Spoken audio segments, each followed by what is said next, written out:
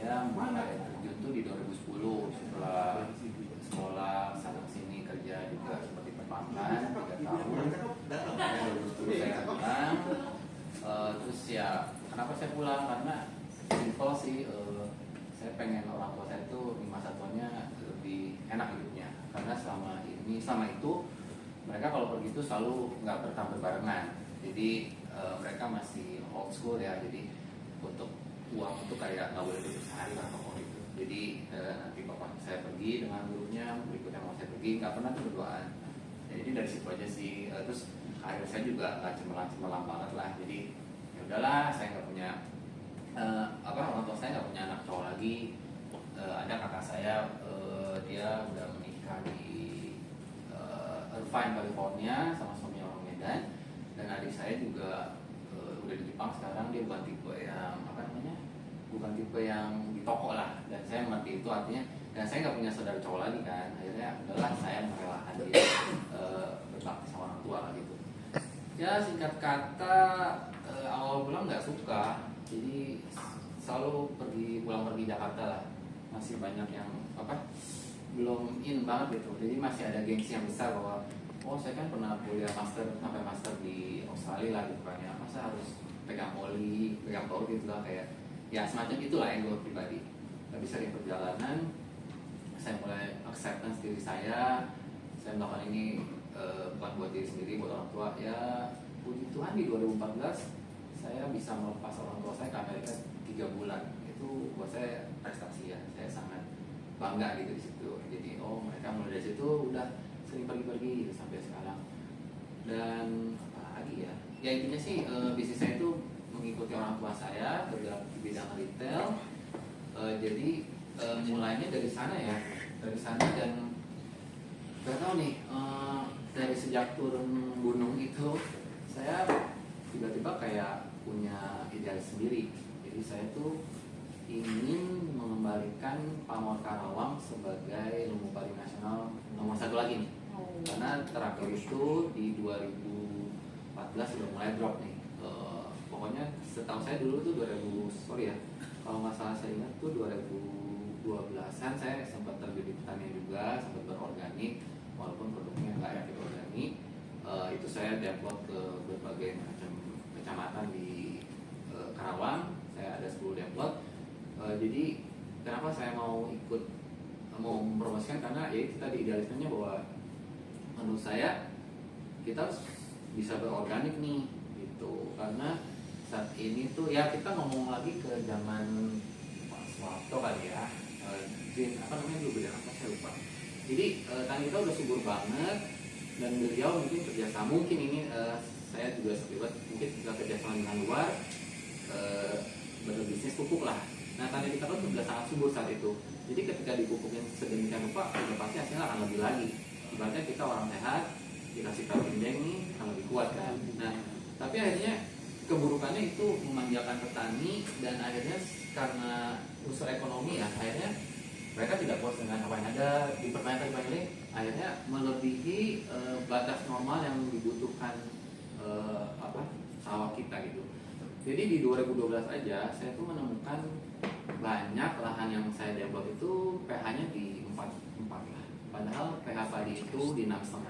Ya kalau kalian mempelajari 6,5. Jadi bisa dibayangkan padi kita tuh tumbuh di lingkungan yang tidak nyaman sebenarnya. Nah kenapa mereka bisa hidup? Karena mereka tuh digenjot sama NPK itu. Jadi NPK terus segala macam pupuk kimia lainnya itu yang membuat dia tetap bertahan dan menghasilkan. Tapi mau sampai kapan? Suatu waktu tuh pH akan turun sampai batas yang nggak bisa tolerir lagi, dan sebenarnya udah kelihatan ya hasilnya tuh udah mulai nggak jelas gitu. Artinya pertama dari padinya, mungkin mereka dari luar terlihat wah besar gitu, tapi sebenarnya kropos. Karena petani kita tuh nggak pernah memberikan balik apa hasilnya itu ke alam, yang ada dibakar. Jadi ketika mereka mengarit padi itu mereka cari gampangnya dibakar. Jadi kan unsur haranya itu terbuang lah. Padahal unsur padi itu dibutuhkan adalah silika. Nah silika dari mana sih? Selain bisa ambil dari alam, itu udah menjadi dari padi sisa jerami itu loh. Itu unsur silika terbesar. Jadi silika itu kegunaannya karena saya cukup mempelajari ya selama setahun lebih, baik dari literatur, dari diskusi dengan praktisi dan bla bla gitu lah. Intinya saya tuh sebenarnya sudah punya ilmunya, tapi saya belum punya kesempatannya. Adapun saya waktu itu tidak maksimal. Kenapa? Karena saya masih megang toko nih, jadi saya harus bolak-balik itu nggak optimal. Akhirnya saya harus pilih salah satu, which is ya udah toko saya yang lebih pasti tanda kutip, dan nggak mungkin saya ngecewain toko saya untuk hal ini. Jadi saya anggap waktu saya belum tepat gitu. Tapi di perjalanan itu saya sudah merasakan baiknya tuh organik itu, walaupun tidak sempurna. Baiknya dari mana? Nasinya itu ketika dimasak, kalau yang bahan kimia itu full ya, dalam 12 jam pasti menguning dan nggak enak. Apalagi saya pernah berorganik di perkebunan kayak timun lah. Itu kalau yang kimiawi itu berlendir. Tapi yang saya punya, walaupun menurut saya tidak berorganik gitu ya, tapi beda gitu. Pertama berasnya itu tidak kuning, walaupun agak lebih lama lah, kalau 24 jam gitu ya. Dan timun itu jadi garing, tidak berlendir, dan rasanya sangat segar gitu, sangat segar. Dan saya pun bertanam sendiri di lantai 2 saya di balkon itu beberapa tanaman ya, kayak padi juga, kacang polong, tomat dan lain-lain dengan tanpa kimia, dan itu luar biasa segar gitu. Nah, dan pasti bervitamin ya, bervitamin yang sangat tinggi gitu. Nah, akhirnya rasanya nih di 2024 ini saya lebih diberikan visi misi ya, entahlah sebutlah jalan dari Tuhan gitu ya, dengan segala idenya ya. Jadi saya sangat serius di situ. Cuman jadi saya punya tanda kutip mimpi itu, saya akan bertani organik, tapi selesai toko saya ini mempunyai manajemen dan sistem komputerisasi. Artinya saya tidak perlu di tempat, karena saat ini saya one man show. Nah, kenapa saya bisa di sekarang? Kebetulan masih ada mama saya. Mama saya masih bisa berdagang, walaupun selama saya tinggal dari 2010 sampai tahun lalu papa saya demensia, itu 13 tahun mama saya tidak di toko, karena saya tidak mengizinkan saya tidak langsung, karena sudahlah udah ada saya, mama ngapain, kan udah ada papi kan. Jadi saya sama papa saya itu saling tag team lah. Saya ada keperluan, papa saya di toko, kalau papa saya ada keperluan, saya di toko gitu kan gitu. Nah, tapi papa saya di tahun lalu itu di awal Januari karena demensia, dia tiba-tiba lupa semuanya. Nah, itu saya sempat depresi. Artinya wah, zona nyaman saya keganggu nih. Artinya saya nggak bisa kelalang keliling lagi gitu kan. Tempat intinya itu agak masa kelam saya dah gitu. Masa kelam saya, cuman puji Tuhan dengan segala support dan lain-lain, dan dari Tuhan juga di Oktober itu saya mulai bebas dari depresi gitu. Secara singkat saya disebut bipolar oleh psikiater saya gitu. Jadi di fase Oktober itu saya mulai manik, tapi maniknya ini lebih terkontrol ya, karena saya mulai mengerti, saya tuh bipolar, saya sudah tahu bipolar itu apa, seperti ini. Oke, saat ini saya sudah manik, jadi saya harus pahami saya itu sedang apa yang bisa mendrive saya menjadi depresi lagi gitu, which is ya rasanya sih saya nggak akan jatuh depresi lagi, karena saya punya banyak tanggung jawab yang dimana saya nggak bisa mengutamakan diri sendiri terus gitu. Saya harus tidak boleh mengecewakan setiap orang yang mengandalkan saya, mulai dari keluarga saya, orang tua saya, langganan saya, pegawai saya gitu kan. Jadi intinya itu seputar psikologi saya. Saya masih berobat, tapi saya ya mendekatkan diri dengan Tuhan juga, karena dialah sumber sang pemulih sejati lah gitu ya. Jangan terlalu dekat-dekat, nanti dipanggil. Tapi ya juga sih. Kalau kita mendekat sama Tuhan takut dipanggil. Itu walaupun saya terserah beliau, ini agak spiritual dikit, walaupun terserah beliau, tapi saya percaya kalau Tuhan punya maksud sama kita, Dia akan jaga kita, baik dari kita maupun keluarga kita. Jadi saya saat ini ya dengan cita-cita itu, intinya kembali lagi ke toko saya. Ketika nanti sudah punya manajemen, saya akan langsung mencari sawah untuk saya bertani, baik itu organik murni, setengah organik, dan gantikan dengan sebelahnya yang full organik. Kita akan lihat nanti. Dan saya yakin satu kota pun saya akan cukup berdampak gitu. Nah, yang pasti begitu itu sudah beres, jadi saya lebih ke pengolahan tanah ya, karena intinya yang sakit itu tanahnya. Jadi kayak badan nih, kalau badan kita nggak dirawat, selalu makan kimia-kimia, sebutlah misalkan doping-doping tadi tuh, minuman doping ya, itu pasti lama-lama akan ambruk ya. Jadi sawah kita tuh, sawah saya lah, Kerawang boleh dibilang dia tuh tanpa doping, tanpa opnas. Jadi seperti orang yang harus keluar doping dari opnas. Kalau nggak dia tidak akan bisa berproduksi. Itu udah pasti. Saya yakin lepas semua NPK itu mati udah, nggak akan ada produksi gitu. Itu keyakinan saya. Dan ya itu karena tanahnya tidak sehat, pasti menghasilkan padi yang tidak oke juga. Pada akhirnya makanya gampang sakit, gampang kena hama. Misalnya kayak pengerek batang, ya wajar karena silikanya tidak ada gitu. Jadi mereka sangat rapuh. Ya, oke, nanti ketika saya udah beres dengan pertanian sawah itu, saya akan buka pabrik beras, penggilingan beras yang modern. Jadi dengan sorter, KD, apapun itu saya akan jalanin. Modalnya dari mana? Saya kan berkolaborasi. Saya kan punya banyak teman, termasuk mungkin dari kalian nanti akan saya proposalkan jika memang saya sudah siap. Dan saya sudah punya orang-orang yang kompeten di bidangnya. Jadi saya sudah memframing nih, ini orang ini saya udah bla bla bla, walaupun tetap akan kemungkinan pasti akan ada lagi ya, karena saya very open to collaboration. Makanya saya lagi serius banget berjejaring, tapi dengan santai, bahwa anyone with open minded pasti akan bisa kerjasama dengan saya gitu. Karena saya cukup open minded dan saya intinya belajar dengan kalian gitu. Saya bukan apa-apa tanpa kalian gitu. Ya selepas dari itu, ya intinya saya mulai dari basic saya dulu ya. Artinya saya orang-orang asli Klop, saya nggak mau dari sekitar saya, Kerawang. Puji Tuhan kalau dari se-Indonesia dan keluar negeri dapat tidak gitu. Karena kan saya punya kalian, dan untuk mencapai itu jelas saya nggak bisa sendiri ataupun sedikit tim. Jadi kita perlu tim super lah itu. Tapi intinya apa yang saya lakukan ini untuk Indonesia. Mungkin agak sedikit idealis dan sumber banget, tapi kalau kemungkinan kenapa enggak gitu? Karena yang bisa ngelawan beliau gitu kan. Gitu. Nah, dan saya pasti akan dapetin super itu, cepat atau lambat gitu. Dan kalau perlu dunia kenapa enggak? Gitu. Saya langsung bermimpi besar aja karena semuanya mungkin kan. Jadi itu saya kayak dikasih pikiran Tuhan gitu bahwa lu bisa ini melakukan ini. Yang penting you do the right thing, do the ya baik lah. Saya kan orangnya Katolik Kristen ya, jadi ya udah jauhin firmannya, jauhin larangannya, dan God will protect you and keep you safe, and ya mungkin wealthy, why not gitu. Tapi semua klien itu bukan buat saya kembalikan ke yang memang berhak ataupun yang butuhkan. Jadi saya di sini jujur bukan bekerja demi uang, bukan. Walaupun uang itu akan datang, karena itu semua merupakan bonus, dan saya pelajari materi adalah bonus terendah dari Tuhan. Tapi bukan yang tidak diperlukan, jelas saya butuhkan gitu. Ya intinya ya begitu sih intinya. Ya let's collaborate. Oke, dari Apa ya? nama bidang usaha, alamat silakan. Selamat sore Bapak Ibu. Ya. Ya, perkenalkan nama saya Hilman.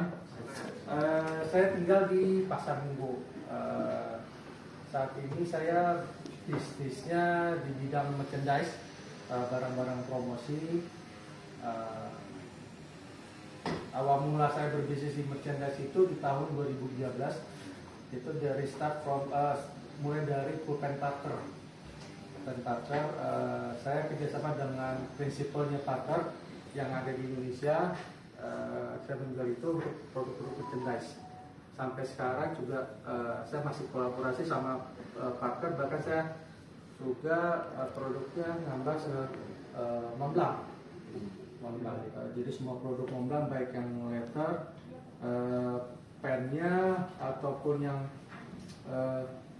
briefcase itu saya bisa support juga untuk Montblanc. Terus saya juga untuk yang mulai berbisnis seriusnya, dalam artian membuka PT itu di tahun 2023 dengan nama PT Harga Multi Usaha Indonesia, dan alhamdulillah sampai sekarang masih berjalan untuk produk-produk merchandise-nya.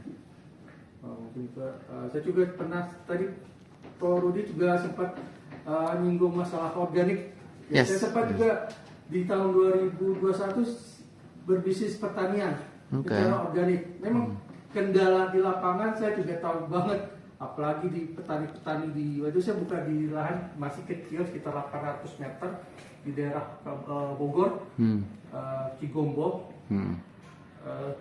Itu mindsetnya para petani pengen instan. Ya, jadi saya ngerasain, saya memperkenalkan membawa organik, mereka malah meremehkan namanya organik. Bahkan saya udah bikin map blueprintnya, saya udah ngobrol sama para petani. Saya setahun ini, tahun depan saya udah mulai lebih serius, istilahnya minimal 1 hektar harus saya buka. Pada itu baru sistemnya sewa. Pada itu organik, ternyata di petani mereka lebih senang yang namanya instan. Jadi nggak mau berproses, saya ngeliat itu tanahnya udah kering benar, udah terlalu banyak kimia ya. Setelah itu saya udah pengen organik, mereka juga sebenarnya nggak terlalu welcome lah sama organik karena perlu lama prosesnya, terus hasilnya juga lebih sedikit dibanding namanya yang pakai pupuk kimia. Makanya saya terhenti di bisnis petani itu karena ada kendala di petaninya, masalah komitmen. Jadi saya udah bikin infrastrukturnya, keluar duit, ternyata dari mereka menggampangkan begitu saja. Dan artian cara perjanjian udah juga berubah sama mereka. Sampai 4 kali, sampai 3 kali, keempat kali ya udah saya udah mau. Sampai 3 kali akhirnya ada problem juga, ya udah tempat, udah saya nggak mau meneruskan. Meskipun saya udah dalam setahun udah saya siapkan bibit-bibitnya, pupuknya, udah spraynya udah saya siapkan semua. Dan itu saya udah ngomong juga tahun depan kalau berhasil bisa minimal 1 hektar. Sambil saya belajar, sambil nyari investor juga untuk kolaborasi ya. Cuma ternyata di lapangan nggak segampang. Jadi challenge-nya lebih ke SDM-nya lebih rumit ya. Karena ini pola pikirnya mereka sangat tradisional dan mereka berpikiran ini orang kota bawa duit banyak jadi yang dimanfaatkan. Jadi ya udah, kata itu pertama saya juga nanam timun selama 3 bulan, ternyata saya lihat juga kok nggak diurus ini Pak.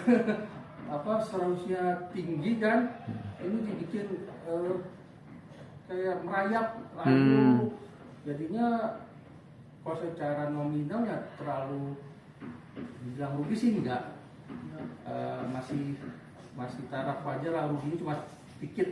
Cuma ya itulah kendala di pertanian. Betul. Akhirnya saya cut. Ternyata tawarin sama temen juga di daerah Purwakarta, izin sama istri nggak boleh. Jadi ya udah nggak boleh. Karena ya saya harus standby, jarang pulang. Kayak Bang Soib kan, 3 kali lebaran. Bapak domisili di Bogor ya? Kenapa? Domisili di Bogor. Saya domisili Pasar Minggu Pak. Oh, Jadi Jakarta. waktu di Bogor tuh pulang pergi tuh seminggu 2 kali. Oh, itu berat sih. Seminggu 2 kali, hampir tiap minggu lah. Bahkan pas panen pun sudah hampir tiap hari saya kunjungi, tetap aja hasilnya kurang memuaskan juga. Izin Pak Herman, jadi yang sekarang yang terakhir bisnis apa Pak? Merchandise. Yang lebih di Pak? Kalau saat ini lagi berjalan di merchandise Pak, barang-barang promosi kayak tumbler, terus notebook, pouch, gitu yang saat ini lagi berjalan yang aktif untuk bisnisnya. Oke, terima kasih. Terima kasih Pak. Pak Niko, silakan. Nanti habis itu lanjut Ibu. Ya, sini nggak apa-apa. Jadi biar Pak Ilman, nanti kita ngobrol ya. Oh siap. kita punya waktu 3:30 harus close ya. Jadi silakan. Assalamualaikum warahmatullahi wabarakatuh. Selamat sore semua. Maaf, saya dari Bandung, dari Jakarta. Nggak apa-apa. Oh, luar biasa. Saya Miko dulu pernah di BUMN Perumnas tuh. Oh, Perumnas ya. Ya, saat ini saya di konsultan dan ini saya sedang diminta teman untuk bangun proyek di daerah Konawe, Sulawesi Tenggara. Kita buat resort sama kafe di sana. Karena 10-20 tahun ke depan pabrikan besar mulai invest di daerah itu untuk baterai lithium. Sama tadi saya juga dapat penawaran hostel di sana, ada beberapa tempat yang kita mau bangun untuk kos-kosannya ekspatriat ya, entah dari Eropa atau dari China, Jepang. Mungkin nanti teman-teman ada yang minat, saya akan jelaskan lebih detail lagi ya. Iya. Konawe itu masuknya Sulawesi Tenggara dan dia punya sate pantai yang lebih bagus dari Raja Ampat. Jadi nanti kita bangun di sana kurang lebih mungkin 11 resort ya. Dan kemarin ya rata-rata Pak Gubernur, Pak Kapolda itu kalau bawa tamu bingung kemana. Satu room itu di sana bisa 1 sampai 1,5 juta per day. Jadi ya buat kami ini peluang yang bagus. Dan setelah pemilu kita udah tahu siapa yang akan menang. Jadi ngurus perizinan dan lain-lain nggak ribet lagi. Jadi teman-teman kita bisa kolaborasi apapun tadi yang buat merchandise itu Sip. yang saya tahu kemarin BUMRC sudah mulai melirik ke sana juga untuk pabrik baterainya. Mungkin itu singkat dari saya, nanti Terima kasih. lebih detail Pak lagi. Miko, nanti ngobrol secara nanti aja ya. Kotanya di mana? Kotanya di mana, Pak? Terbangnya kemana tuh? Terbang ya? Ya kalau dari sini. Biasanya ke Kendari dulu Pak. Dari? Kendari ke Konawe itu 1,5 jam. Oh, mobil 1 jam setengah. Pesawat. Ya, Pesawat. Kan dia ke daerah Papua. ini kan Sulawesi. Dari Sulawesi pindah ke Papua. Oke, nanti kita bicarakan nanti Pak ya. Yang penting perkenalan dulu karena kita 3:30 harus kita Ya, selesai. sorry tadi telat. Nggak apa-apa Pak Miko. Terima kasih Pak Miko sudah datang jauh-jauh ya. Silakan Bu. Bukan Miss Miko ya, bukan Miss Miko. Soal saya Miko itu bukan Miko kan? Ya, Miko. Jangan Miko Pak. Silakan. Selamat sore, salam kenal. Selamat Saya sore. Wilujeng, biasa dipanggil Will atau biasa juga dipanggil wanita idaman laki-laki. Will. Oke, kebetulan saya punya garden. Hah? Sebelum COVID kapasitasnya 42.000. Garmen. Kapan? Oke. After COVID agak menangis. Darahnya berjuang darah. Jadi sekitar 5.000 sampai 10.000 jam. Berjalannya waktu, saya sekarang buka pempek Palembang, kulineran. Saya pikir itu adalah satu kegiatan yang bisa keseharian. Ya. Harapannya ke depan akan bikin franchise. Ya. Karena saya pikir pempek adalah sesuatu yang sulit dicari di Jakarta, hanya kelompok-kelompok tertentu. Ya. Tetapi gimana kita masarin pempek menjadi dekat dengan hatinya pelanggan, kemudian juga gimana mereka bisa kita suatu ketika support di belakangnya adalah kita mau budayain memperkenalkan budaya Palembang. Walaupun saya bukan orang Palembang, ya kan? Bukan di USA ya? Wilujeng itu saya Sunda. Wilujeng artinya kalau saya itu Jawa juga. Wilujeng itu artinya selamat lahiriah dan batinnya. Kan Sunda juga sama. Sama. Wilujeng Sumping. Jadi dua bisnis itu yang sekarang berjalan, tetapi kita connecting dengan teman-teman, ya kan? Beberapa project dengan beberapa company besar, sampai dengan kita ngurusin pembelian barang rongsok, ya kan? Yang nilainya memang di atas 500 juta ke atas. Saya bilang bahwa bisnis itu bermain. Bisnis itu bermain. karena kalau saya bilang bermain itu banyak malaikatnya dalam konotasi yang positif, ya kan? Kemudian bekerja itu bagian dari proses kita menjalankan ibadah. Jadi kalau saya bilang bisnis itu bermain, menari, supaya tariannya lebih indah, bisa bergandengan tangan bersama-sama menguatkan barisan untuk pelanggannya kita. Jadi konsep ini yang selalu saya bawa, kebetulan saya jalan dari kecil, dari orang tua dulu, kemudian kita proses agak lebih maju, tapi saya juga membentuk satu binaan-binaan. Nah, empek-empek ini juga nantinya rangkaiannya akan saya bentuk seperti itu. Jadi sekarang sudah berjalan, hanya di sini kurang empek-empek. Kemarin udah bosan beliau, ya kan? Next meeting, Bu. Empek-empek kita buat sendiri, ya kan? Kita ambil kopi dari Palembang, ya kan? Dibuat sederhana. Jadi kita nggak pernah tahu bahwa kita akan ketemu siapa nantinya. Jadi kalau ini cerita sedikit ya, ketemu kopi. Saya senang naik bus, saya senang belajar naik kereta juga.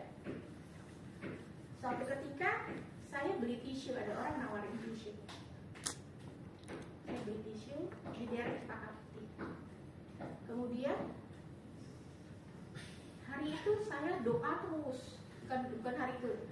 Apa ya bisnis apa yang saya bisa keseharian dan bisa diturunkan. Semuanya saya mikirin di bisnis gimana bisa diturunkan dan harus bawa berkat buat orang banyak. Nah, setelah itu, ya kan, saya tanya, Bapak orang Palembang, kok bisa masak pempek? Bisa. Bapak mau jadi tukang tisu terus atau tidak? Karena tidak ada orang Palembang itu ikut orang, tapi sebenarnya dia punya usaha. Akhirnya dia bilang bahwa saya mau maju, tapi saya nggak punya modal. Oke, kalau Bapak mau maju, tolong bikinin pancake saya. Ini tepung terigu butuh berapa? Saya butuh berapa? Akhirnya dicoba dan akhirnya enak, ya kan? Nah, enak ini kan nggak bisa kita taruh dalam hati dan perut ya Pak. Enak ini harus disebarkan ke teman-teman. Nah, caranya gimana? Akhirnya saya mencoba membuat itu, pasarin ke saudara, pasarin ke tetangga, pasarin ke teman-teman anak saya kuliah, teman-teman sekolahnya mereka. Akhirnya berjalan, ya kan? Berjalan pelan-pelan. Saya pikir adalah kita harus mengikuti sebuah proses. Karena akhirnya nanti ada satu proses yang benar-benar yang mumpuni, yang nantinya menjadi kehendak Allah. Yang penting kita melakukannya dengan benar. Yang penting penuh dengan kejujuran. Nah, ini yang sorry akhirnya jadi sharing ya. Nah, Bu, boleh saya tanya Bu, sekarang sudah produksinya berapa banyak Bu? Produksinya itu per hari sekitar 1.500 sampai 2.000 Pak. Baru. Saya bilang baru. Ya, alhamdulillah. Bu, kemudian pempek itu kan ada ciri khas yang tertentu ya. Yang ciri khas yang terdalam itu apa pempek itu? Ciri khas yang terdalam sebenarnya perbedaan. Kan biasanya pakai ikan. Kalau itu pempek yang benar itu pakai apa Pak? Udang juga ada udang. Beneran, bukan bubuk. Pakai ibu pakai tenggiri? Tidak, saya pakai kakap merah. Jadi Bukan pakai pepaya ya? Ada pakai pepaya kan? Itu variannya aja sih Pak. Variannya. Banyak macamnya. Karena dulu harusnya pakai sebenarnya dari belida. Ya, Cuma penggantinya ada tenggiri, ada ikan yang lain. Tapi yang asli dia pepaya gitu sebenarnya. Kalau pepaya, Tapi jarang yang mau bikin ya. Papaya itu mungkin bahan tambahan kayaknya. jadi ada pempek pastel namanya. Ada Pempek pastel isinya namanya, bukan pepaya. isinya pepaya. Ya itu kalau itu yang versi murah sekarang. Sekarang ada pempek yang tanpa ikan. Tapi itu jarang bikin. Ada murah. Sampai yang di gerobak-gerobak tuh pempek tanpa ikan. Semua tepung sagu semua. Pakai air panas. Tapi enak. Katanya iya pempek dos kayaknya. Iya. Pinggir jalan ya. Jadi Iya. saya kebetulan pakai kakak merah karena segmentednya yang saya harus bikin. Karena kita bisnis itu kan ada kita Berarti- mau masuk di jalur jadi mana? Berarti ibu middle up dong. Karena kakak merah mahal. Saya hanya 9.500 Pak. Yang kecil. yang kecil. Kalau yang besar Kalau yang kecil 1.500, 9.500. 9.500. Termasuk mahal sih. Kalau tempat lain cuma 7.000-an. 7.000-an ya. Kalau tenggiri berapa, Bu? Ketemu packaging yang benar, Bu. Mm-mm. Ya bisa Terus ibu jualnya? Ya, ini ketemu dengan Tujuannya memang ekonomi saya- kreatif, Pak. Ibu jualnya online atau jual di mana ini? Jadi Di toko. BWA kita lagi create online dan saya masuk ke asosiasi catering. Kalau online ibu jual di mana? Kalau online saya belum buka online Pak. Saya lagi nampakin kekuatan kakinya dulu. Nah, saya kan juga main frozen juga. Saya cuma kasih tau aja kalau ibu belum ada BPOM hati-hati jangan jual online dulu. Iya. Karena sering ditangkap. Kalau ditangkap polisi bisa 70 juta, 100 juta. Iya, pastinya harus Iya, diberesin. Makanya saya kenapa sampai 1.000 karena saya merambah ke catering ya. Nah itu. Nah hal itu yang bisa saya sharing dan memang kedepannya ya, kita ada tujuannya ke 6 negara Pak, karena kita akan mengambil Indonesia punya budaya. Jadi kelihatannya itu saya senang berbagi.